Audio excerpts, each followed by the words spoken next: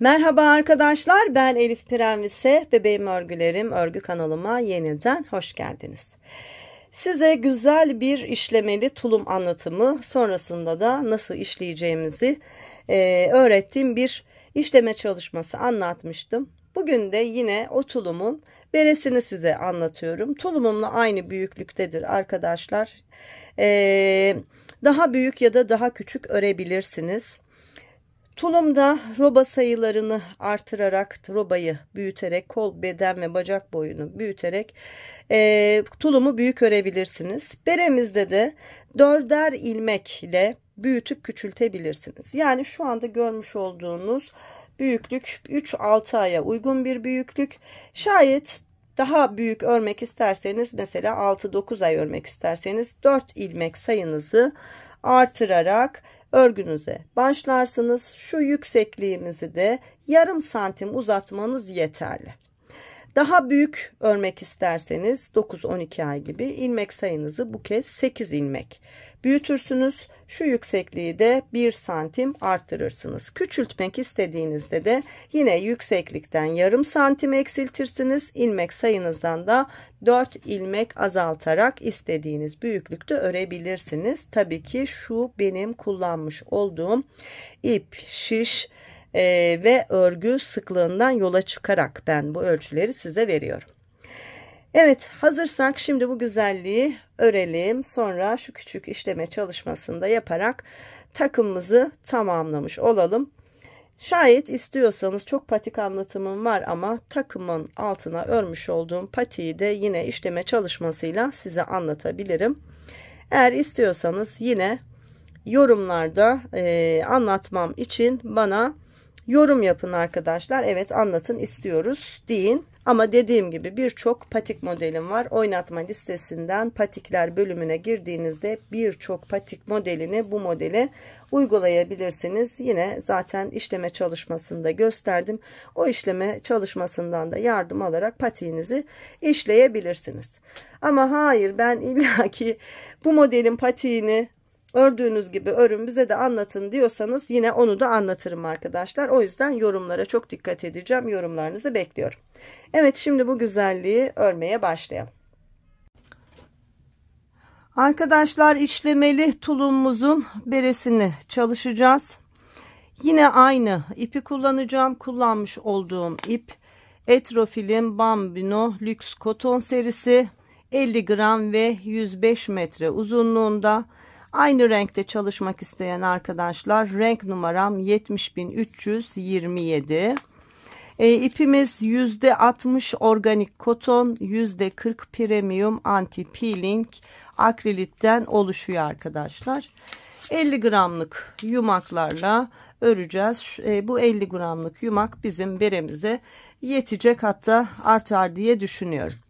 Şimdi arkadaşlar, tulumumuza uygun büyüklükte öreceğiz. Bu arada tulumu başka hangi iplerle örebiliriz diye soran arkadaşlarımız olmuş. Aynı kalınlıkta Alize Baby Best, Nako Elite Baby gibi bebe örgü ipleriyle de örebilirsiniz arkadaşlar. Kalınlık ortalama aşağı yukarı aynı, ölçü alarak kontrol ederek devam edebilirsiniz. Tulumu büyütmek ve küçültmek isterseniz yine robayı büyüterek daha büyük örgüler elde edebilirsiniz. Roba, beden, kol ve bacak boyu. Onu da söyleyeyim çünkü çok yorum var. Şimdi beremi de tulumumla aynı büyüklükte çalışıyorum. 59 ilmek şişime attım. Bakın, kontrol edelim. 2, 4, 6, 8, 10, 12, 14, 16, 18, 20, 22, 24, 26, 28, 30, 32, 34, 36, 38, 40, 42, 44, 46, 48, 50, 52, 54, 56, 58, 59 ilmek. Şimdi bu 59 ilmeği tekli lastik olarak çalıştım, fakat ilk 2 ilmek düzle başladım. Sonra bir ters, bir düz, bir ters, bir düz. Son 2 ilmeğim bir tersten sonra 2 düz olarak bitiyor. Yani kenar, başlangıç ve bitiş ilmeklerim 2 düzle başlıyor, 2 tersle bitiyor. Arka kısımda da 2 tersle başlıyor. Bir düz, bir ters, bir düz, bir ters olarak devam ediyor. Son 2 ilmeğim yine ters örgü. Var olan 59 ilmeğimi toplamda 6 sıra, bakın 2 4 6 sıra bu şekilde tekli lastik ördüğümde, şimdi elde etmiş olduğum uzunluğu söyleyeyim. Santimle yol alalım. Yine bere çalışmasında daha büyük ya da daha küçük çalışmak isteyen arkadaşlara ölçü olsun. Onlara da nasıl büyük nasıl küçük çalışabileceklerini söyleyeyim. Şimdi şöyle tuttuğumda, ortalama ölçü almaya kalktığımda tam 30 santim uzunluğunda bir lastik çalışmam var. Bu benim için yeterli. Biraz daha ördükten sonra tam düz örgüden de size ölçü vereceğim. Şayet daha küçük örmek isterseniz arkadaşlar 4 ilmek eksiltmeniz yeterli. Ya da daha büyük örmek isterseniz 4 ilmek arttırmanız yeterli. Ama ipinizin kalınlığı, kullanmış olduğunuz şiş ve örgünüzün sıklığına göre bunu hesaplamanız da gerekir arkadaşlar. Sadece sayılarla yola çıkmak doğru değil. Bunu her zaman söylüyorum. Evet, 6 sıra lastiğimizi ördükten sonra düz örgüye geçiyoruz. Herhangi bir ilmek artışı söz konusu değil. Var olan ilmeklerimi düz örgü olarak örüyorum. Sıra sonuna kadar bu şekilde örelim, sıramızı tamamlayalım.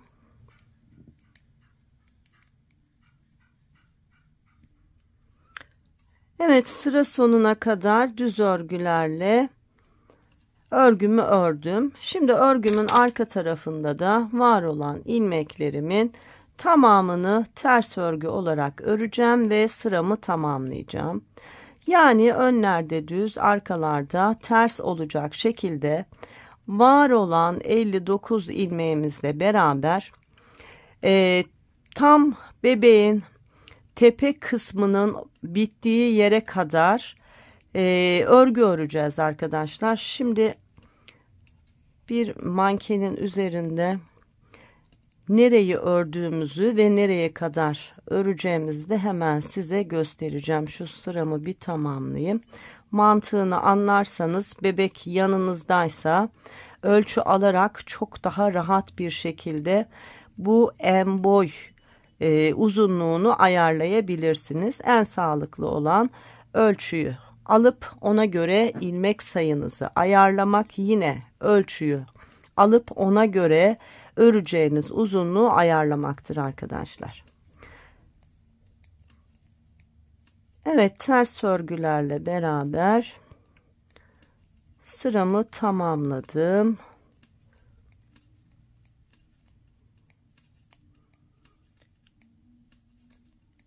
Şimdi mankenimde göstereceğim nereyi ördük ve nasıl devam edeceğiz. Şöyle kameramı biraz kaldırırsam. Bakın arkadaşlar, şu anda bizim başladığımız lastik örgümüz çocuğun şu kulak altından şöyle diğer kulak altına kadar olan mesafemiz. Hemen mezuremle de göstereyim. Bakın şöyle tuttuğunuzda, bakın 30 santim görüyor musunuz? Bu küçük bir bebek, 0-1 yaş bebek başı. Daha büyük örmek isterseniz yine ölçümüz bu olacak. Ve şimdi lastik kısmını ördük. Yani şöyle ördük. Bakın şurayı şöyle örmüş olduk. Şöyle duracak tam alın hizasında. Şimdi bu alın hizasından da şu arka tepeye kadar olan uzunluğu ölçeceğiz. Bakın şöyle 13 santim 14 santim gibi, şöyle aslında tam 13 santim benim mankenime göre 13 santim uzunluğunda lastiğim de dahil bir örgü ördükten sonra artık arka şu kesim kısmını çalışacağız. Yani düz örgülerimizle bir beraber 12-13 santim kadar lastik örgümüzde dahil örgümüzü örelim. Sonra arka kesimiyle devam edelim. Evet arkadaşlar, 13 santim uzunluğunda örgümü ördüm. Bakın tam 13 santim uzunluğunda Kaç sıra olduğunu da hemen hızlıca sayıp söyleyeyim. Şöyle lastikten sonra 2, 4, 6, 8, 10, 12, 14, 16, 18, 20, 22, 24, 26, tam 28 sıra lastikten sonra önlerde düz, arkalarda ters olarak ördüm. Bakın yine şöyle biraz kameramı kaldırayım. Mankenimizin üzerinde bakalım. Bakın. Görüyor musunuz? Tam tepe noktası. Eğer ölçü alarak ölçecekseniz bu şekilde ölçebilirsiniz. Şimdi en boy uzunluğunu artık daha rahat size verebilirim. Şöyle tuttuğumda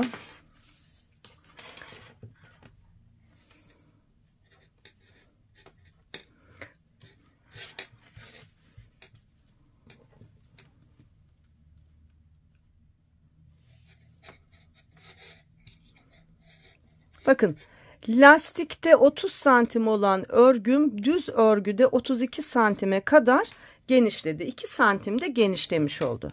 Şimdi tepe kısmından aşağıya, enseye doğru örgümüzü öreceğiz arkadaşlar. Var olan örgümüzün tepe kısmımız, orta kısım, sağ ve sol tarafta kulak tarafı, yan tarafı olacak şekilde ilmeklerimizi ayıracağız. 59 ilmeğimiz vardı. Şimdi sayalım. 2, 4, 6, 8, 10, 12, 14, 16, 18, 20 ilmek sağ tarafımız olsun. Buraya işaretleyicimi taktım. Şimdi diğer taraftan da yine aynı şekilde 2, 4, 6, 8, 10, 12, 14, 16, 18, 20 ilmek işaretledim. Onu da buraya taktım. Diğer yan tarafımız. Arada da 2, 4, 6, 8, 10, 12, 14, 16, 18, 19 ilmeğim kaldı. Şimdi kesimler yapacağız. Çok kolay bir çalışma olacak. Daha önce benzeri şekilde bereler zaten çalışmıştık. Şimdi başlıyoruz. Önce sağ taraftaki 20 ilmeğimizi düz örgülerimizle beraber örüyoruz.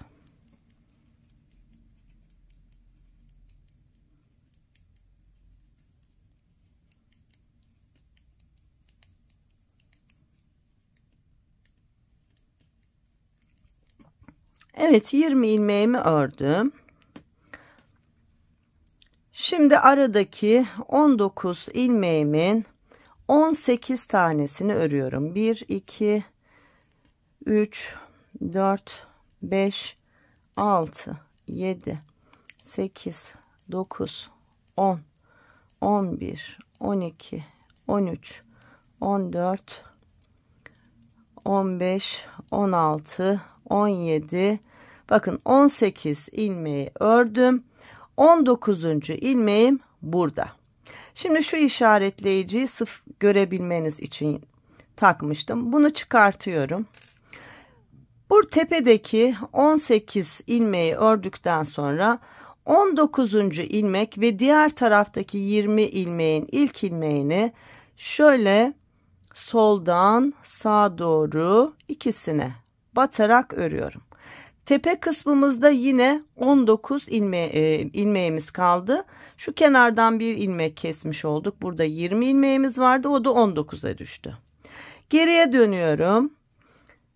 Yine 18 ilmek öreceğiz. 19. ilmeği diğer taraftaki ilmekle beraber öreceğiz. 1, 2, 3, 4, 5, 6, 7, 8, 9, 10, 11, 12, 13, 14, 15, 16, 17.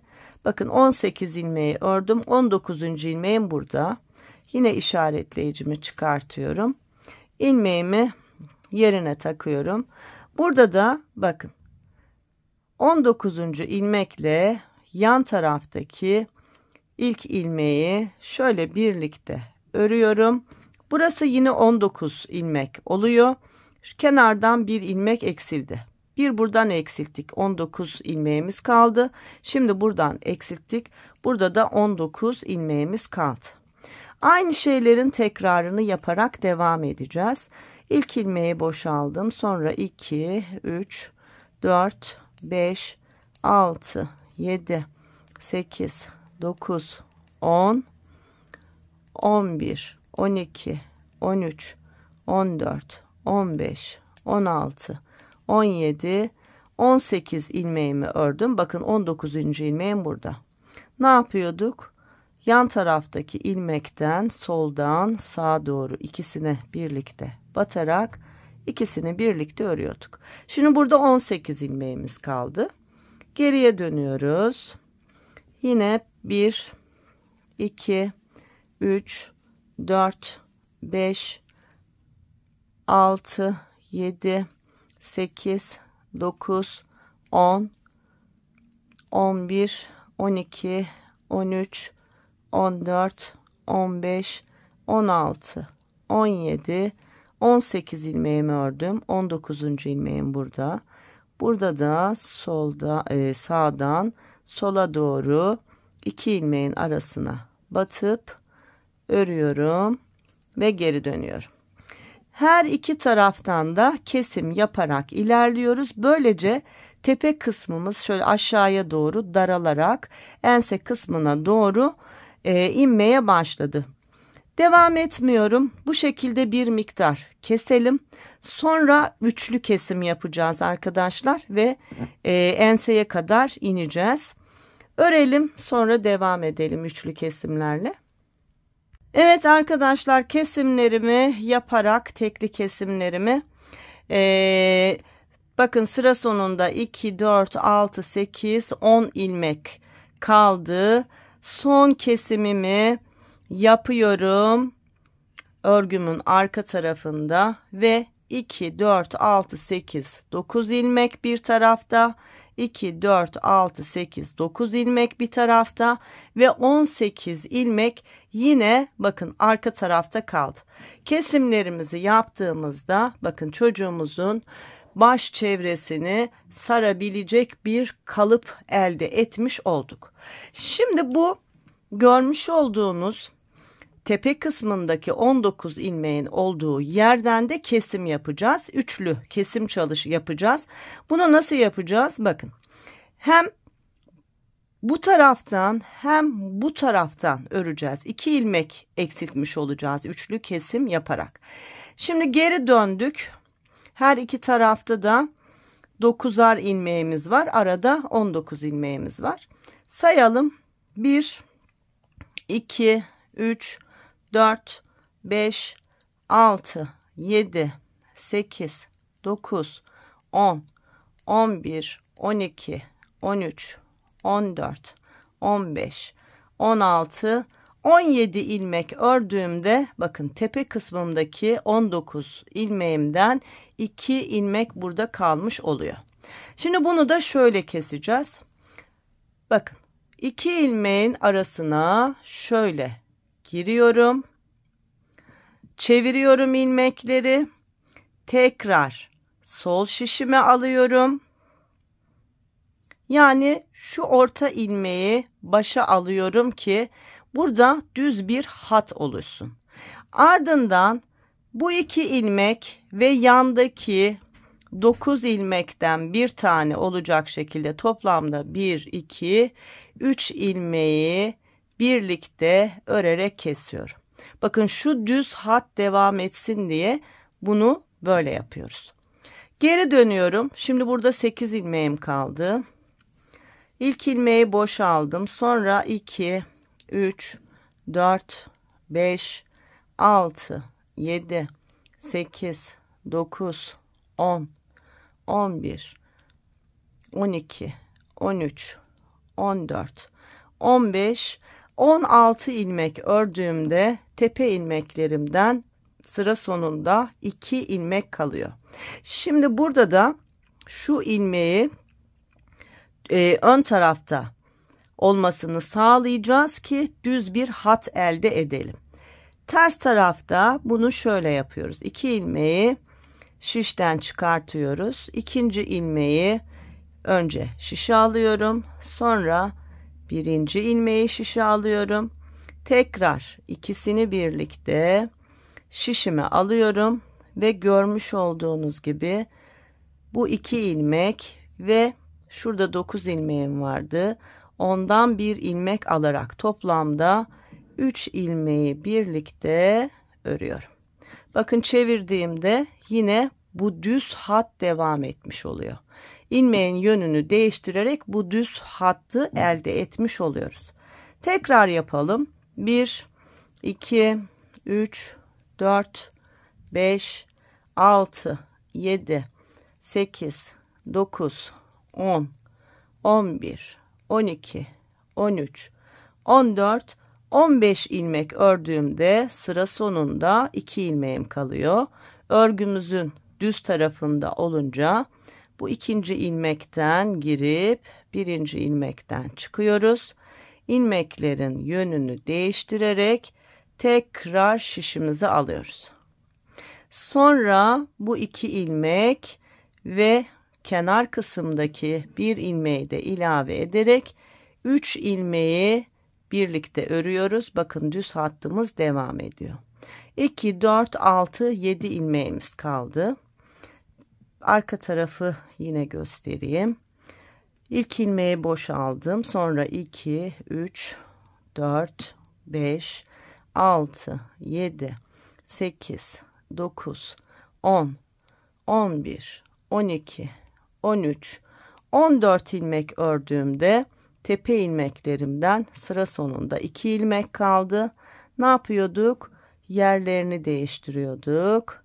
İkinci ilmeği ilk ilmek yapıyorduk. Böyle yerlerini değiştirdikten sonra sol şişimizi alıyoruz ve kenar ilmeğimizden de bir tane ilave ederek üçünü birlikte örüyorduk. 2, 4, 6, 7 ilmek de burada kaldı. Hep aynı şeylerin tekrarını yaparak bir miktar örelim arkadaşlar. Şu ilmeklerimizi sıfırlamamız gerekiyor. Örüp tekrar geliyorum. Evet, üçlü kesimler yaparak kenarlarda birer ilmek, tepe kısmımın ilmeklerinden 3 ilmek kalana kadar ördüm. Şimdi beraber tamamlayalım. Bakın düz hattımız ne kadar düzgünce ilerlemiş oldu. Şimdi en son 3 ilmeği birlikte ördüm. İlk ilmeği boş aldım. Bakın sırada 2 ilmeğim var. Düz örgü olduğu için soldan sağa doğru ilmeklerimin yönünü değiştirdim. Ve kenar ilmeğimle beraber toplamda 3 tane ilmeğimi birlikte ördüm. Bir kenarı bitirmiş olduk. Şimdi diğer kenarda da aynı çalışmayı yapacağız. Bakın burada da arkaya döndüm. Artık ilmekleri çevirmemize gerek yok. Zaten 3 ilmeğimiz kaldı. Üçünü birlikte ördüm ve kestim. Artık bitti. Şu son ilmeğimi bir kez daha örüyorum ve ipimi biraz uzun bırakarak kesiyorum. Evet, beremizin çalışması bitmiş oldu. Bakın. Şimdi şu mankenimizin başında da bir deneyelim. Nasıl bir kalıp çalışmışız. Yine şu kameramı biraz havaya kaldırayım. Bakın, görüyor musunuz? Şimdi buralara bağcık ve arka kısmına da bir örgü çalışması yapacağız. Bakın ne kadar düzgün, enseye kadar inen, başı tamamen kalıp gibi saran bir bere çalıştık. Şimdi arkadaşlar, bağcık ve şu arka kısmının çalışmasını yapalım.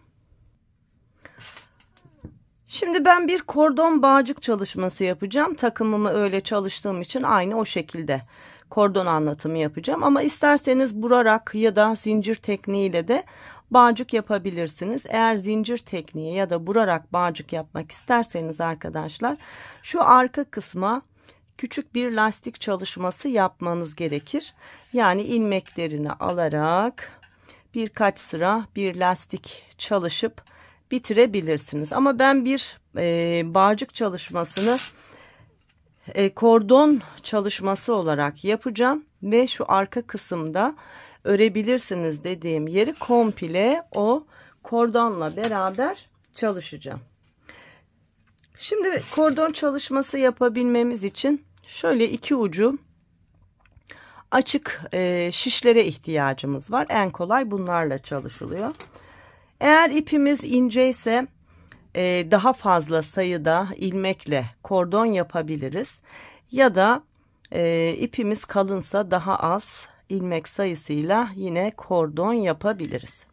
Bakın 1, 2, 3, 4 ilmek bizim örgümüzün büyüklüğüne ve kordonumuzun kalınlığına oldukça yeterli bir ilmek sayısı. Şu kameramı yine biraz aşağıya alayım.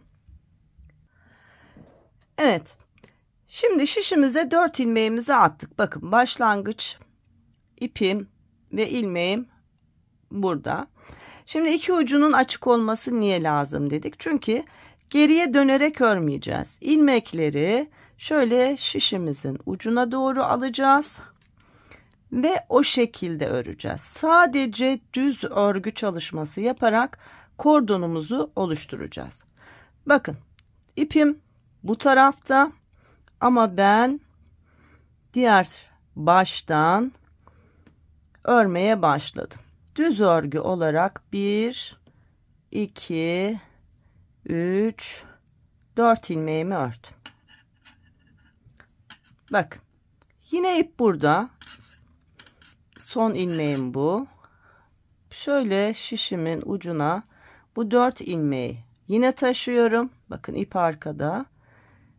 Ve yine düz örgülerle bu 4 ilmeği örüyorum.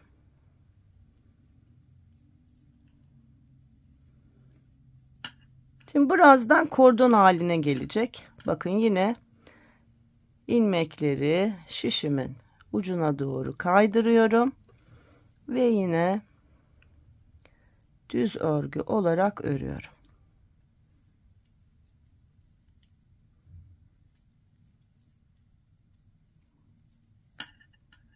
Bakın kordon haline gelmeye başladı. Biraz daha hızlanalım. Aslında çok seri örülebilen bir çalışma.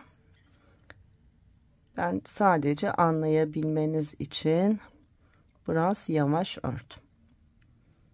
Bu kadar kolay. İlmekleri şişin ucuna taşıyoruz ve sadece düz örgülerle örüyoruz. Bakın kordon oluşuyor. İlmekleri şişimin ucuna taşıdım ve 4 ilmeği de örüyorum. Yani ilk ilmek de dahil 4 ilmeği de örüyorum.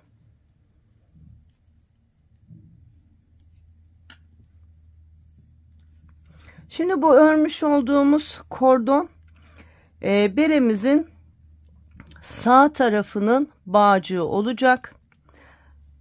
Bunu istediğimiz uzunlukta ördükten sonra bu kez bere ile birleştireceğiz ve berenin ense kısmında da yine bu kordon çalışmasını yürüteceğiz. Arka kısım bittikten sonra bu kez berenin sol tarafının kordonunu örmeye devam edeceğiz. Yani böyle uzunca bir kordon çalışması yapacağız.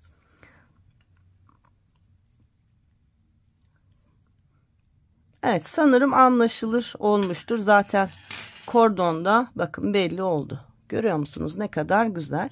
Biraz böyle oyalıyor gibi el alışana kadar. Ama şu görüntüye bence bu uğraşı değer. Yani ne yapacağız şimdi? İstediğimiz uzunluğa gelene kadar öreceğiz. Beremizle birleştirip devam edeceğiz. Ortalama şöyle bir 20 santim civarı örüp geliyorum arkadaşlar. Arka kısmını yine birlikte devam edeceğiz. Arkadaşlar kordonumu şöyle ölçtüğümde Tam 22 santim uzunluğunda örmüş oldum. Bu benim için yeterli. Önce şurayı bir temizleyelim. Bakın kordon çalışmasına başlarken ilmek atmıştık. İlmekleri attığımız ipin fazlası burada. Tığın yardımıyla şöyle kordonun içerisinden giriyorum ve ipi içeriye doğru çekiyorum. Bunu bir kez daha yapabilirim.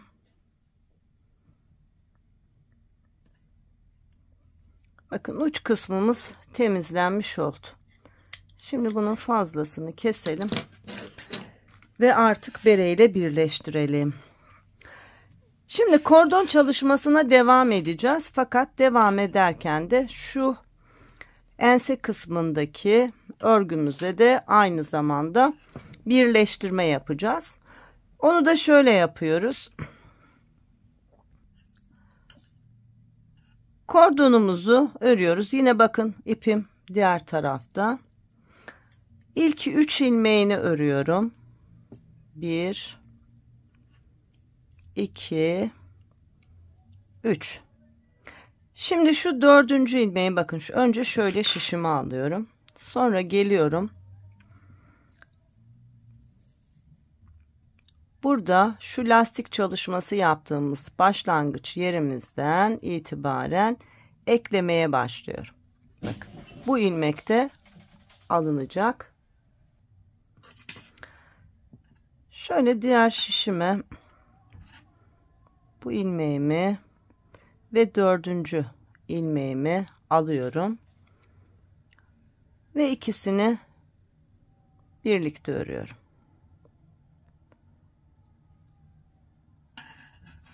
Şimdi ilk birleştirmeyi yaptık. Devam edeceğiz. Yine 3 ilmeğimi örüyorum. Kordon örmeye devam ediyorum. Yine 4. ilmeği önce şişime aldım. Sonra geliyorum. Bakın hep var olan ilmekleri takip ediyorum. Sıradaki ilmeğin içine eğer şöyle bol kalıyorsa ilmeğiniz arkadaşlar 2 ilmeği birden alabilirsiniz şişe. Bakın yine ikisini birlikte örüyorum. Tekrar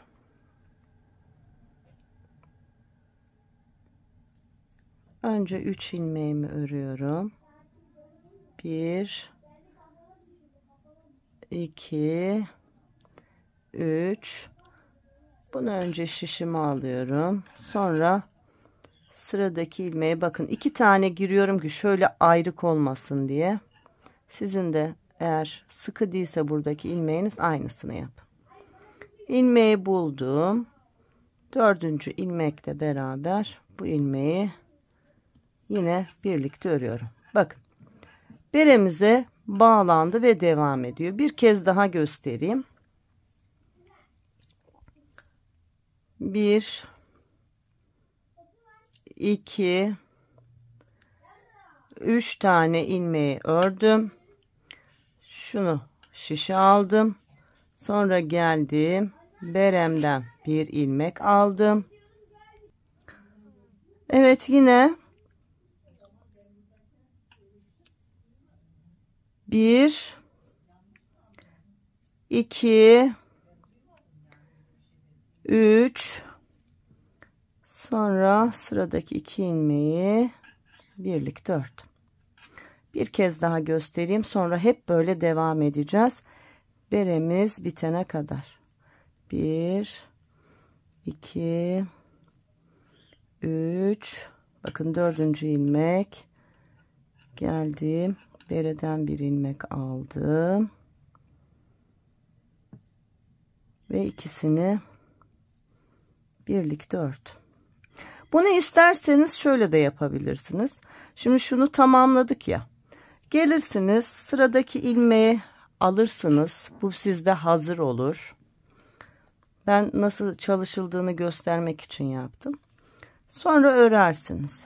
1 2 3. Sonra ama bunların yönünü değiştirmek lazım. Öyle düzgün oluyor. Yönlerini değiştirerek ikisini birlikte. Bir daha yapalım, bunu da göstereyim. Bakın önce örecek olduğum ilmeği şişime aldım. Sonra kordon çalışmama devam ediyorum. 1 2 3 ilmeği ördüm. Sonra sıradaki 2 ilmeği birlikte ördüm. Bakın ense kısmımız böyle devam edecek. Bunu bu şekilde öreceğiz. Şuradaki ipimizi de arka tarafta şöyle gizleyelim. Bunu keselim, temizleyelim. Örerken engel olmasın.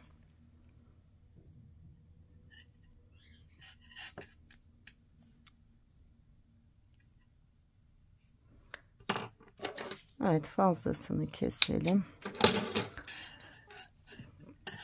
Geleceğiz orta noktaya, sonra diğer uç kısma. Burada son çalışmayı yaptıktan sonra yine şişimizde 4 ilmek kalacak. O 4 ilmekle beraber de yine 22 santim uzunluğunda kordonumuzu bu taraftan da öreceğiz. Ve artık bere çalışmamız bitmiş olacak. İşleme çalışmasıyla da bereyi tamamlamış olacağız. Şimdi alt kısmı ve uç kısımdaki kordonu tamamlayalım, sonra devam edelim.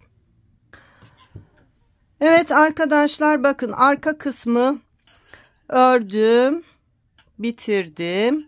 Sonra yine var olan 4 ilmeğimle beraber diğer tarafın kordon kısmını ördüm. Aynı uzunlukta ördüm. Şimdi bunu nasıl kapattığımı size göstereyim. Bakın bu 4 ilmeği şişten çıkartıyorum ve bunu tığıma alıyorum. 4 ilmeğimi tığıma aldım. Tığımla beraber şöyle kapatıp 1-2 zincir çektim. İpimi yine biraz uzun kestim.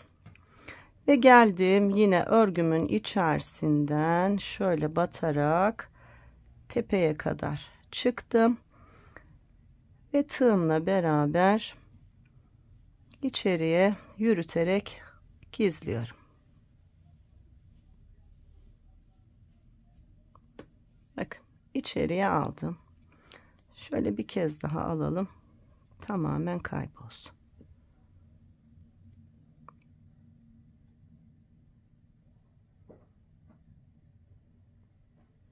Evet.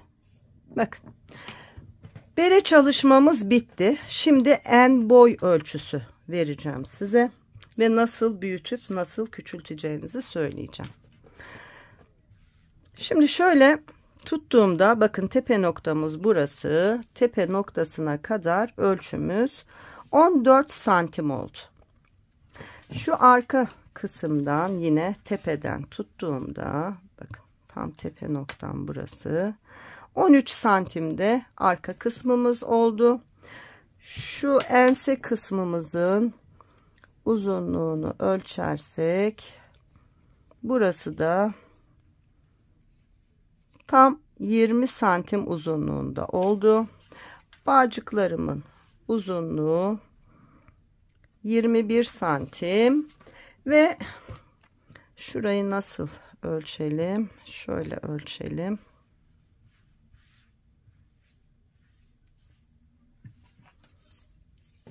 İkiye katladığımızda tam tepe noktasından bakın 15 santim lastiksiz kısmı,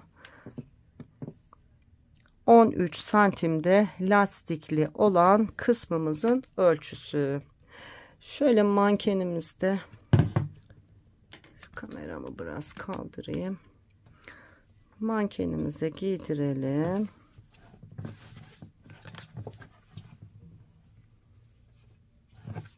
Bakın ne kadar güzel bir kalıp çalışması yapmış olduk. Ensenin güzelliğine bakın. Arka kesimin güzelliğine bakın. Bakın kulakları kapatan, bebeğin başını tamamen saran şu bağcıklarımızın uzunluğu da oldukça güzel bir çalışma yapmış olduk.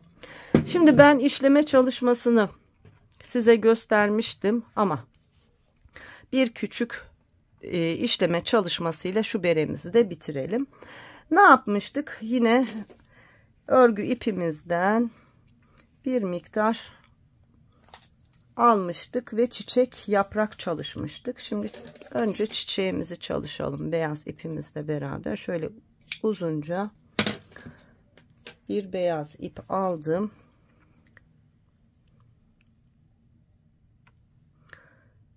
Ve işleme iğneme geçirdim. Çiçeklerimizi 2 kat çalışıyorduk. Şayet kalın ip kullanırsanız arkadaşlar, böyle tok bir ip, o zaman tek katta çalışabilirsiniz. Şimdi 2 kat olacak şekilde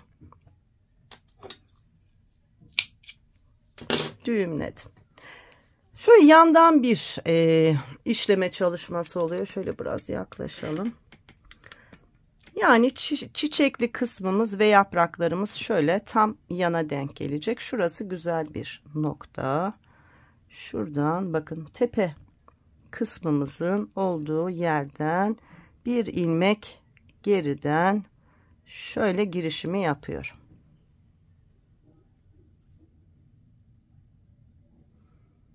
Evet, girişimi yaptım. Ne yapıyorduk? Hep şu başlangıç noktasını hiza alarak kullanıyorduk. Hemen başlayalım. Bakın, aynı noktadan girdim.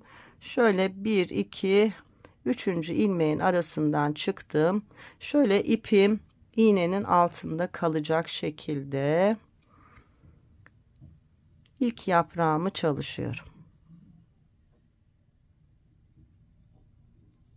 Evet, ilk yaprağımı çalıştım. Şu batış yaptığım ilmek değil, bir sonraki ilmekten giriyorum ve tekrar ilk başlangıç noktamdan çıkıyorum. Bu birinci yaprağım. Devam edelim. Yine hep aynı noktadan batacağız dedik. Battım. Şöyle hafif çapraz olacak şekilde. Yine ikinci yaprağımı çalışıyorum. Bakın, ikinci yaprağı da çalıştım. Yine bir arka ilmekten batıp başlangıç ilmeğimin arasından çıkış yapıyorum.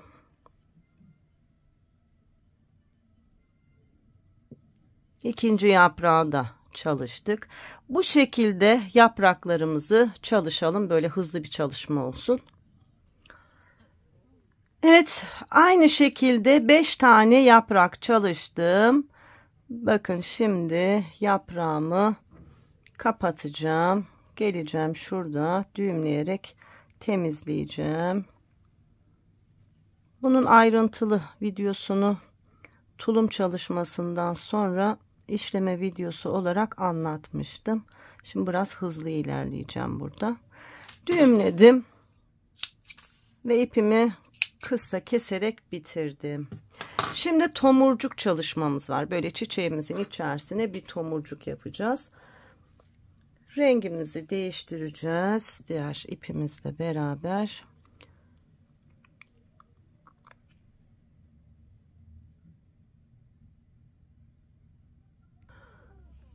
Evet, şimdi buna da bir düğüm atalım. Geliyoruz arkadaşlar.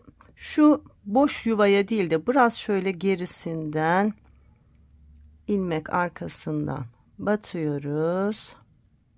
Bunu tek kat çalışabilirsiniz. Bakın, iğnemi şöyle tutuyorum. İpimi 1 2 3 4 kere ipimi sarıyorum. Sonra geliyorum. Bakın, tomurcuğum oluştu. Şurada yine hemen yandaki ilmeğin içerisine batarak tomurcuğumu kapatıyorum. Arkada yine düğümleyerek bitiriyorum. Düğümleyip geleyim ben.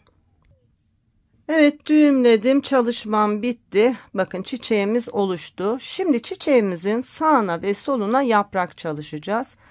Şöyle başlayalım. Hemen şöyle çiçeğimden 2 ilmek yukarıdan girişimi yaptım. Yine ipim 2 kat ve uzun bir ip kullanıyorum. Şimdi yaprak yapacağız. Bir sağa bir sola şu yapraklardan çalışacağız. Bakın.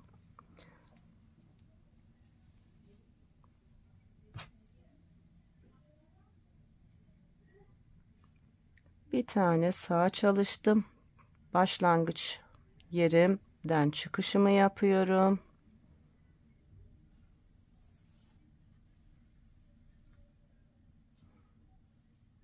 İlk yaprağı çalıştık. Şimdi bir tane de sola yapıyoruz. Aynı şekilde.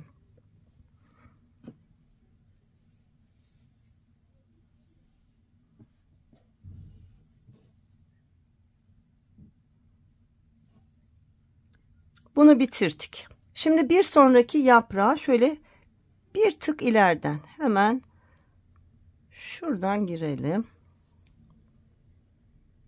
Bakın 2 yaprağı bitirdik. Şimdi 2 yaprak da burada yapacağız. Yine birini sağdan, birini soldan.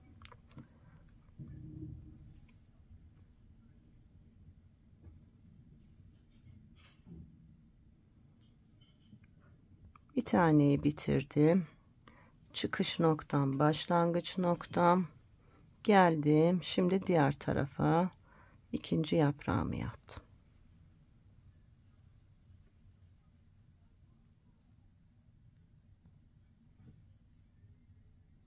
Şimdi son bir yaprak yapacağız. Tek yaprakla bitireceğiz. Yine şöyle ikinci ilmekten tam hiza alarak ikinci ilmekten batıyorum. Şöyle düz bir yaprak yapıyorum bu kez. Yaprak çalışmamı bitirebilmek için batıyorum ve bitiriyorum. Şimdi bunu burada düğümleyeyim arkadaşlar. Bu çalışmanın aynısını diğer tarafa da yapınca artık işlememiz de bitecek. Ben tamamlayıp geliyorum. Evet, diğer tarafa da yaptım. Bakın ne kadar güzel oldu. Şimdi beremiz takıldığında şöyle tam sağ tarafta olacak şekilde nakışımız olmuş oldu. Böylece anlatımın da sonuna gelmiş oldum arkadaşlar. Umarım faydalı olmuştur. Umarım tulum yapan arkadaşlar bere çalışmasını da görünce mutlu olurlar. Evet, her şey gönlünüzce olsun. Bir sonraki videomda görüşene kadar sağlık, sıhhat, esenlikler diliyorum. Hoşça kalın.